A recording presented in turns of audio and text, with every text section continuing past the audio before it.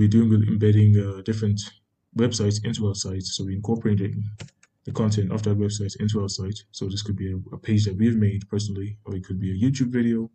And I'll demonstrate how this works. It's very simple and straightforward. You just go to iFrame here, iFrame, like so. Then you have to point to the source. The source would be the URL of what you want to embed. So if you recall, in a previous lecture, we've already made a platypus website, a small mini project which would recap all the elements that we've learned so far. So I could just put it here and try to embed it into this website, and perhaps I could put a paragraph message saying we've successfully embedded.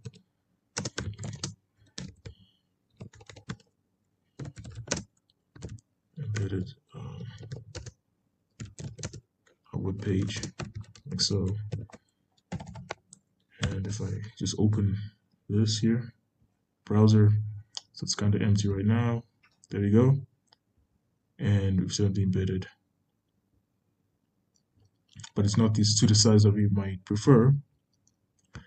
So similar to how we did with images, we just go with here. Let's just say I want it to make it 600 pixels. Then the height, I want to make it 600 pixels. 600 pixels, like so.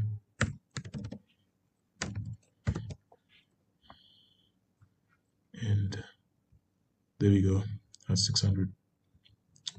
600, and we got to scroll here, and we have our message.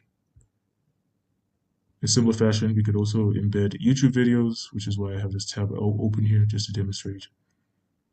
I could just say share, and YouTube already gives us an iFrame element that we can just embed. So as you can see, it says embed here, and we could just copy this. See, it says iFrame, which is already styled for us. And I could just copy this, and let me just go here, H2 YouTube video. I could just paste that iFrame that I had from YouTube, which is already done for us. There you go. Our source here is from YouTube. The other attributes are like title, frame border, allow autoplay, clip, and so forth and so on. And some of these attributes will be touched upon in the notes section. So I'll give you some of the notes in the documentation referring to these attributes for this particular element. And now let me just refresh just to demonstrate if it works or not. iFrames. Okay. It's refreshing. All right, so it says YouTube video. There we go. There we go. Excellent. So now it's loaded our YouTube video and it's embedded into our website. So that we can add paragraphs and any other content that we want. And the cool thing is that we have embedded a YouTube video.